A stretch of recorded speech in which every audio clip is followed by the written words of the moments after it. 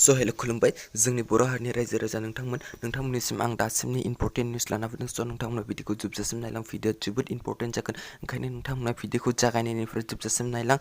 आरो जागायनायनि सिगाङाव जुदि नोंथांमोना दासिमबो साबस्क्राइब खालामाखैब्ला प्लिज साबस्क्राइब खालामना ला आरो साबस्क्राइब खालामखांनायनि उनाव बेल आइकनाव थुनानै अलाव सेलेक्ट खालामना लायोब्लानो जाबाय। नाम्बार 1, मैया हाग्रानिफ्राय फैनानै सासे मानसिखौ मैदेरा गाथारनानै बुथारदों। बे जाथाया जादोंमोन चिरां जिल्लानि सिङाव थानाय बिजनीनि सिङाव थानाय 1 नं बासुगावआव बे जाथाया जादोंमोन। आरो बे गाथारजानाय सुबुंनि मुङानो जाहैबाय अंकुर मेधि मुंनि सासे सुबुंखौ गाथारदों। आरो सोलोङाव मोननाय बायदिब्ला बे अंकुर मेधिआ साहा फाननानै गावनि न'खरखौ साहा बिलाइ फाननानै गावनि न'खरखौ सालायोमोन। नाम्बार 2, स्टेट बेंकनिफ्राय जोबोद मोजां खौरां फैदों आरोना। जुदि नोंहा स्टेट बेंकआव एकाउन्ट दं, स' नोंनि थाखाय जोबोद मोजां। स्टेट बेंकआव जुदि नोंथाङा एकाउन्ट दं, अब्ला नोंथांनि एकाउन्टआव जिर' बेलेन्स थाब्लाबो नोंथाङा जेबो प्रब्लेम जानाय नंला। गोदो नोंहा जुदि स्टेट बेंकआव 2,000 एबा 1,000 रां थायाब्ला नोंथांनि एकाउन्टआ थैनोबो हागौमोन एबा नोंथांनि एकाउन्टनिफ्राय चार्ज लायोमोन।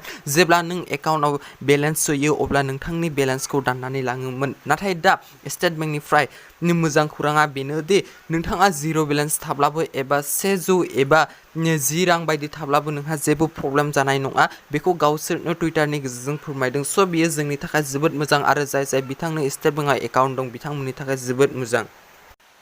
नाम्बार 3, आसामाव जेरैबायदि कर'ना भाइरास जागासिनो दंना, सानसेयाव ओरैबायदि जायो जि सानसेयावनो 6,000 7,000 बाङो, सानसेयावनो घन्टायावनो 100 200 बेबायदि मोनो। अब्ला सानना नायदो जोंनि आसामा मा जागोन।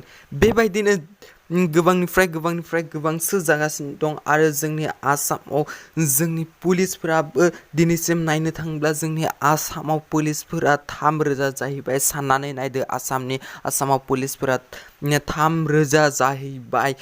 बिथांमोना कर'ना भाइरासखौ गियालासिनो बिथांमोना गावनि खामानिखौ मावगासिनो दं। स' जों बिथांमोननि थाखाय सेलेट होनांगोन, बिथांमोनखौ जों मान बावनांगोन। बिथांमोना जोंनि रैखानि थाखाय, जोंनि आसामनि रैखानि थाखाय, जोंनि गासैबो सुबुं हारिनि थाखाय रैखा खालामनो थाखाय बिथांमोना गावनि जिउखौ बावसोमनानैब्लाबो कर'ना भाइरासखौ गियालासिनो बिथांमोना गावसोरनि डिउटिखौ मावगासिनो दं। स' जों बिथांमोनखौ मान होनांगोन, मानोना बिथांमोना जोंनि थाखायनो खामानि मावगासिनो दङ।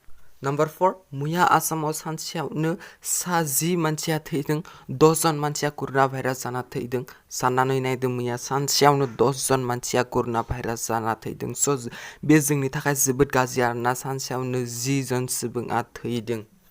नाम्बार 5, दिनैसिम आसामाव नायनो थाङोब्ला टटेल कर'ना भाइरास पजिटिभआ जाहैबाय जोंना 84,317 जाहैबाय। आरो डिस्चार्ज खालामनाया जाहैबाय, रिकभार खालामनाया जाहैबाय 60,348 जाहैबाय। आरो दासिमबो एक्टिभ थानाया 23,753 दासिमबो एक्टिभ जानानै दं। आरो थैना थांनाया जाहैबाय 213 सुबुङा थैना थांबाय, 213 जन सुबुङा थैनानै थांबाय। आरो मार्गारेट खालामना होदों 3। स' दिनैनि थाखाय भिडिअ बेसिममोन। स' नोंथांमोना जुदि भिडिअखौ मोजां नांबायब्ला प्लिज लाइक खालाम आरो हायोब्ला शेयार खालाम। लोगोफोर भिडिअ बेनोसै, बाय बाय।